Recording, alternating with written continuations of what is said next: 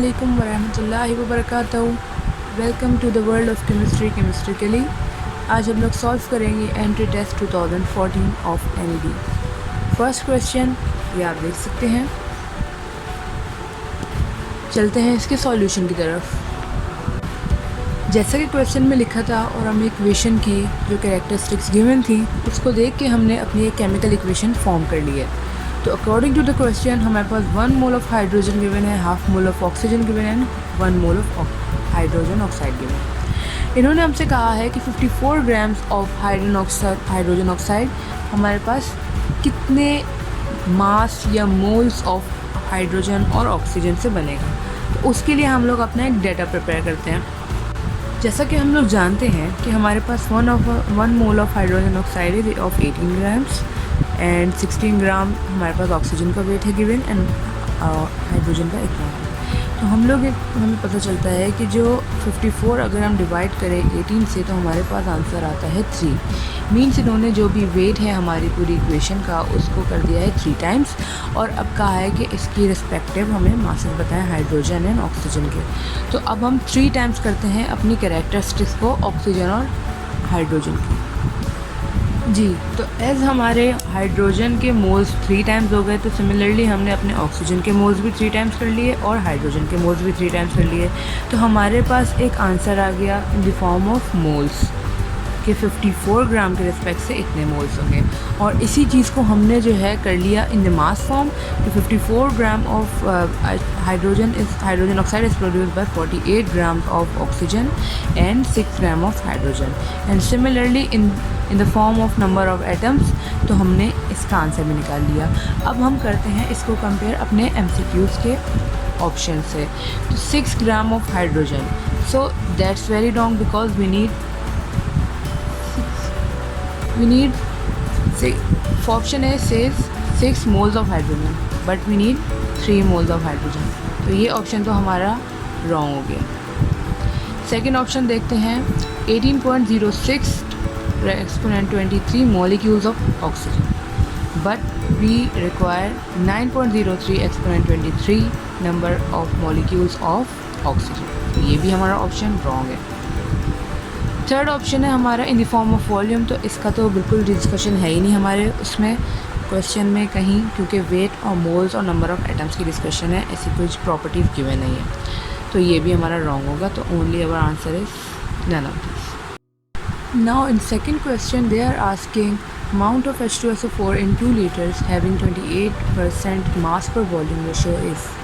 तो जैसा कि हम लोग जानते हैं कि 28% mass per volume ratio means 28 grams of H2SO4 is present in 100 ml of solution। अब यहाँ पे कोई बच्चा ये कह सकता है कि हमारे पास ग्राम पर 100 ml ही क्यों हमने लिया, इट कैन बी पाउंड्स पर फीट क्यूब और kg पर मीटर क्यूब। हमने यही यूनिट्स क्यों लिए, क्योंकि यहाँ पे तो मास और वॉल्यूम मेंशन है, कोई यूनिट तो मेंशन नहीं है। तो उसका आंसर ये है कि इस कॉन्टेक्स्ट में जब भी हम लोग रेशोज़ का जिक्र करते हैं मास पर वॉल्यूम में, तो एक थंब रूल है कि हम लोग इन्हीं यूनिट्स को कंसीडर करते हैं। वो कोई से भी सकते हैं, बट जब ये कहा जाता है कि 28% और any percent of anything is मतलब मास और वॉल्यूम रेशो में बताई गई है, तो उसमें उसका जो है हमारा मतलब यही होता है। अब यहाँ पे हम लोग देख सकते हैं कि हमारे पास क्वेश्चन सिमिलरली हमसे सिर्फ ये पूछ रहा है कि 28 grams are present in 100 ml, तो how many grams will be present in 2 litres. तो इसको यूनिटरी मेथड से भी सॉल्व किया जाता है, इसको डिफरेंट मेथड से भी सॉल्व किया जा सकता है, बट मैं आपको एक उससे भी आसान तरीका बताऊंगी जिससे आपको एक वे में सॉल्व कर लेंगे। और यूनिटरी मेथड जो होता है वो क्वाइट कंफ्यूजिंग होता है, बहुत बच्चे कंफ्यूज भी होते हैं। मतलब ऑथेंटिक मेथड है, बिल्कुल करेक्ट आंसर भी देता है और बहुत सारे बच्चों को ईजी भी लगता है, बट मैं आपको उससे भी आसान एक तरीका बताती हूँ जिसको आप सॉल्व करेंगे तो आप बहुत जल्दी कोई आंसर उसका निकाल सकते हैं।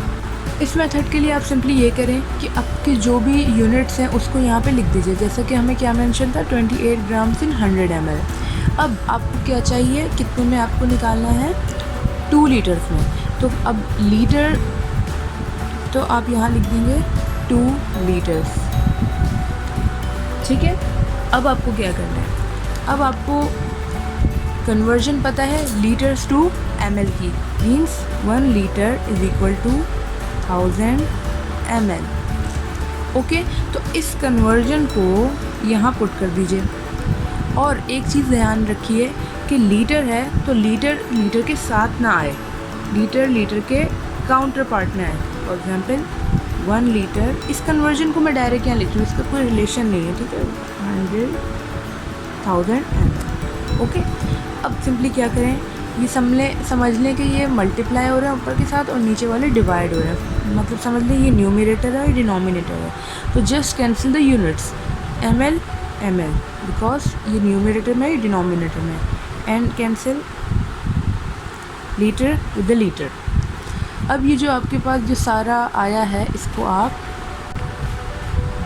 बिल्कुल उसी तरीके से, जैसे मैंने कहा कि ये न्यूमरेटर है और ये डिनोमिनेटर है, तो इस तरीके से ऊपर की साइड टर्म्स को आप मल्टीप्लाई कर दीजिए, नीचे की साइड टर्म्स को आप डिवाइड कर दीजिए उनसे।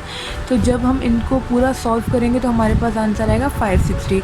अब कोई बच्चा क्वेश्चन कर सकता है कि हमारे पास यूनिट ग्राम्स में ही क्यों आया।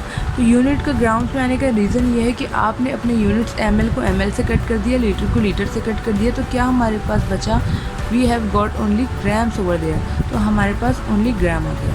Okay, so this is 560 grams।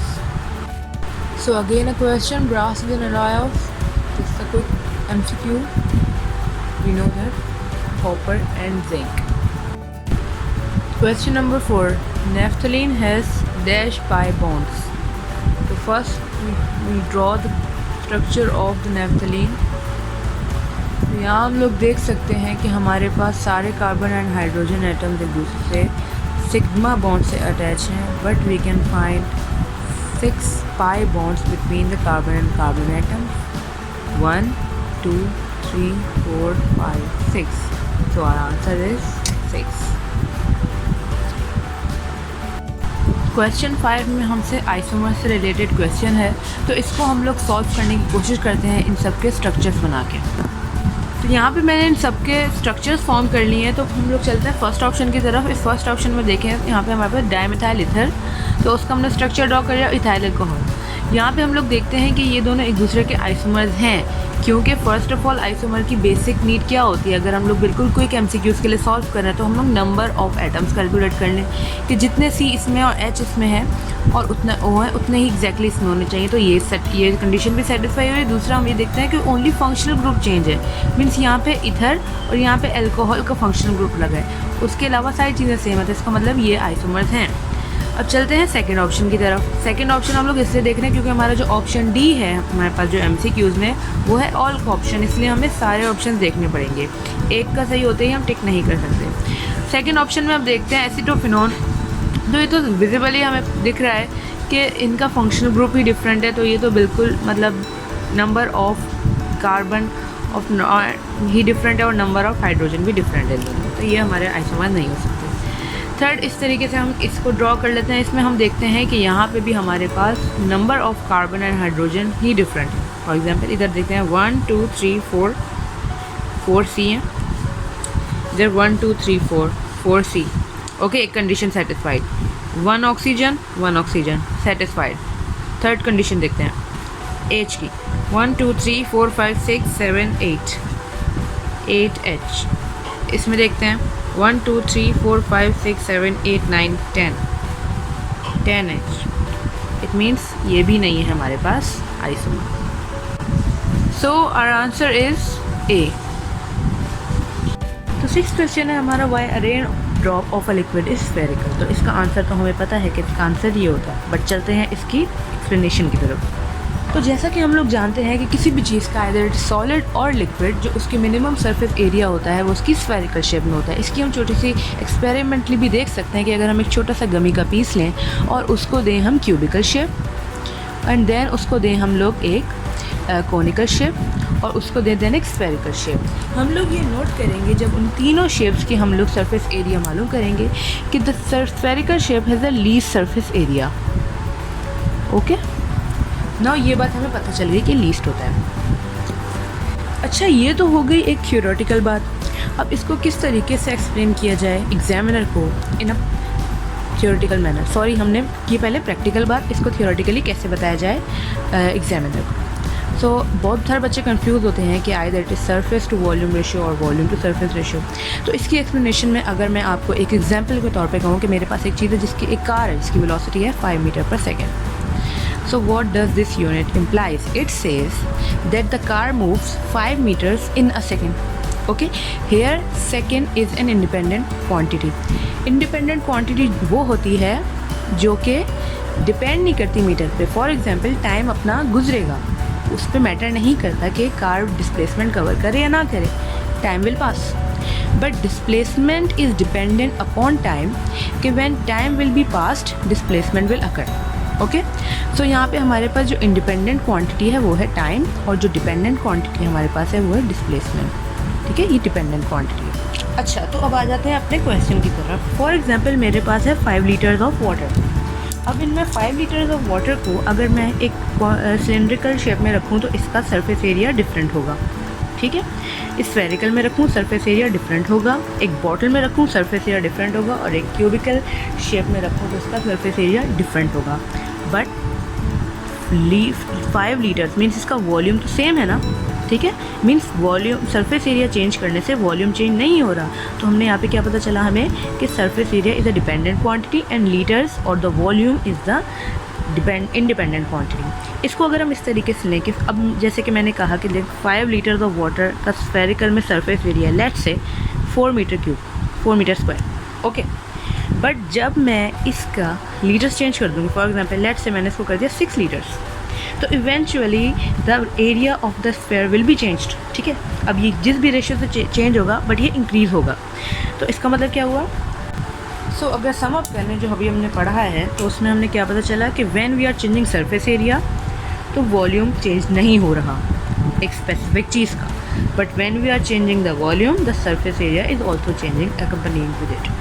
सो जो चीज़ चेंज नहीं होती पिछली वाली के चेंज होने पर वो होती है हमारे पास इंडिपेंडेंट, और जो चेंज होती है मीन्स दूसरे के चेंज पे डिपेंड करती है वो होती है हमारे पास dependent.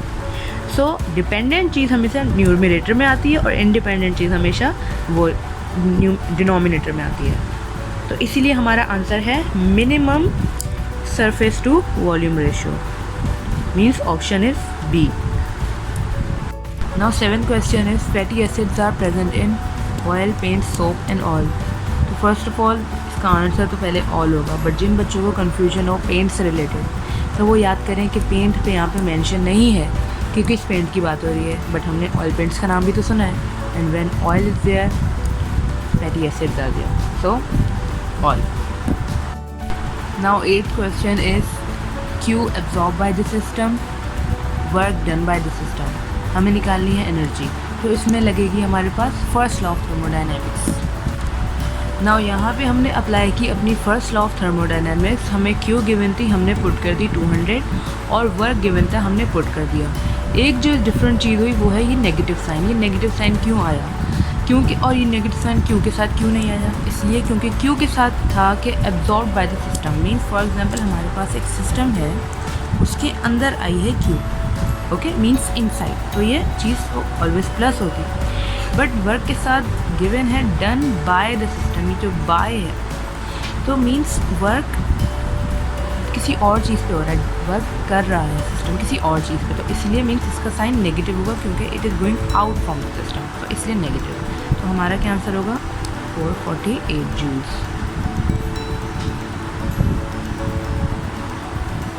Ninth question is which of the following has zero dipole moments. तो चले इनका स्ट्रक्चर ड्रॉ करते हैं और देखते हैं।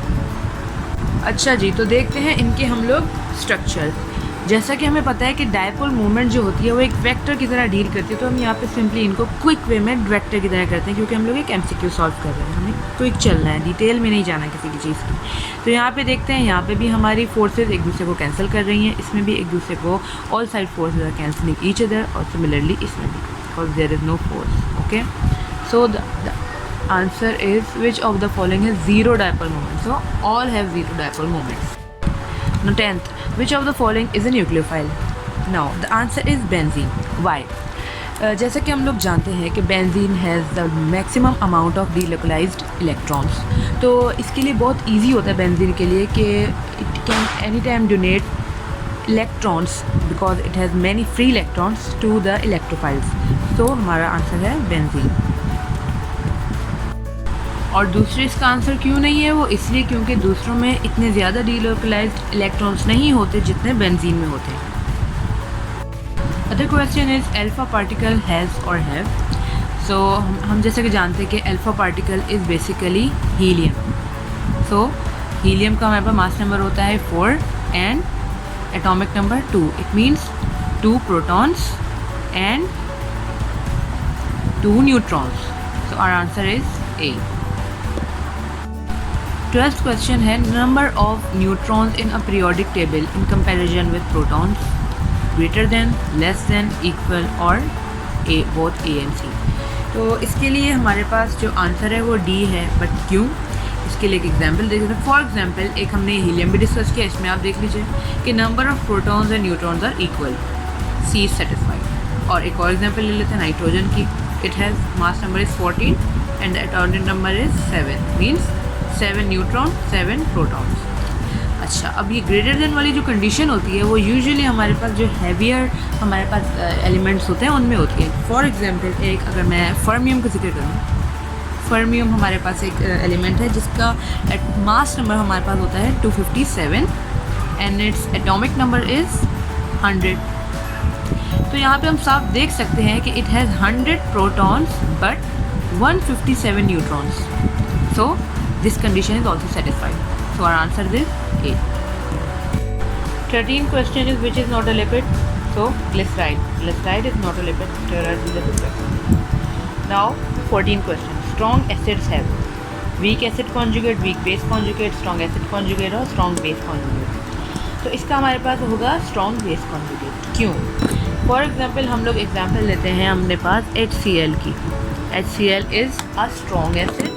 It means its H is a strong proton donor, okay, but its conjugate that is Cl is a weak proton acceptor, okay.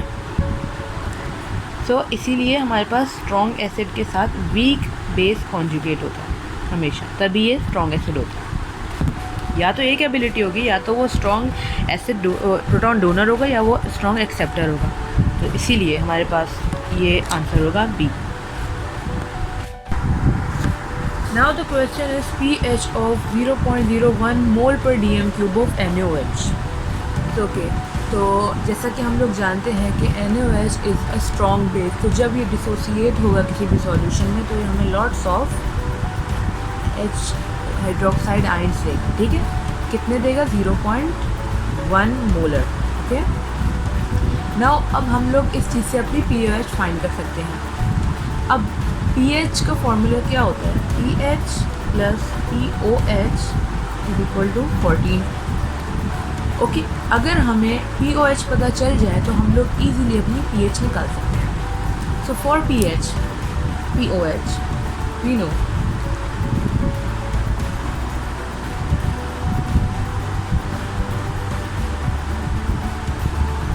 so calculating this thing we will get, okay, putting it in our equation, pH plus 2 is equal to 14 means pH is equal to 14 minus 2 12. So our answer is B. This question they are asking which of the following occur in oxidation. So जैसा कि हम लोग जानते हैं कि oxidation can be referred by the reduction and addition of oxygen or the reduction and addition of hydrogen. But इस context में जब इस तरह के question आए तो हम लोग oxidation की वो वाली form discuss करेंगे जिसमें हम लोग addition and removal of electrons को discuss करते हैं। तो what is oxidation basically? तो जो भी हमारे पास oxidation number होता है वो हमारी ability बताता है to lose or to gain electrons. For example, if there is a positive oxidation number, it means it has a tendency to accept electrons, and if the oxidation number is in with the negative form and the negative sign shows that it has an ability to donate electrons. तो जब हमारे पास oxidation होती है, what is oxidation basically? Oxidation is removal of electrons. Okay, so when oxidation occur, जैसा कि आप video में भी देख सकते हैं जो कि इस पेज पे आ चुकी है ऑक्सीडेशन नंबर वाली, तो जब उसमें ऑक्सीडेशन हो रही है तो हमारे पास ऑक्सीडेशन नंबर जो है वो इंक्रीज़ हो रहा है. तो what happens, the oxidation number increases. Electrons हमारे मज़ीद रिमूव होते हैं और हमारा जो प्लस चार्ज है वो बढ़ जाता है. Means ability to gain electron बढ़ जाती है. तो और option is A. Proteins are enzymes, amine और lipids. So our answer is all. Proteins are all. Now 18th question is, when NaOH reacts with water, the beaker becomes hot. The reaction is exothermic. Similarly, अगर question में हमें कोई भी reaction given है and it is said that the beaker becomes cold, तो our answer will be endothermic. 19th question, to remove electron from its valence shell, the atom. तो इसकी इतनी सिंपल सी एक्सप्लेनेशन है कि कोई भी चीज़ जब हमें ब्रेक करनी होती है तो वो नीड एनर्जी. किसी भी चीज़ को तोड़ने के लिए हमारे पास एनर्जी होती है, वो लकड़ी का पीस हो कुछ भी हो. अगर मैं एक छोटी सी एग्जांपल लूँ तो we need energy to break it. So our answer will be gains energy to remove the electron.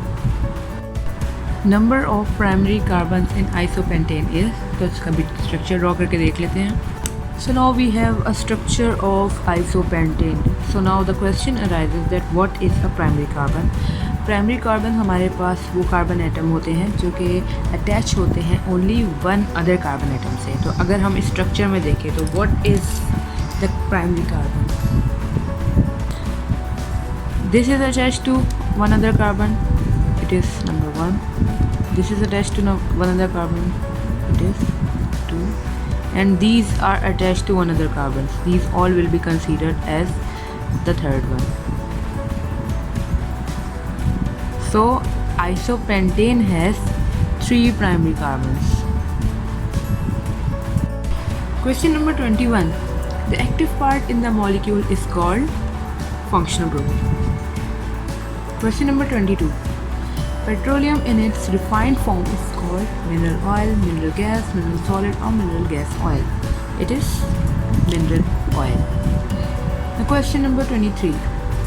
The self-linking property of carbon is called linking polymerization, addition, catenation, elimination. So the answer is catenation. The D block elements usually give dash absorption band. तो इसका answer होगा हमारे पास broad. Okay, because it can absorb a vast range of lights having various wavelengths. ये हर तरह की light को, और मतलब हर तरह की नहीं कह सकते कि एक वाइड रेंज ऑफ लाइट्स को ये absorb कर सकते हैं, ये जो डी ब्लॉक के एलिमेंट्स होते हैं. Now the question number 25 and the last question is first law of thermodynamics. So the answer is A. So now we are done with it. Thank you so much for watching. Good luck.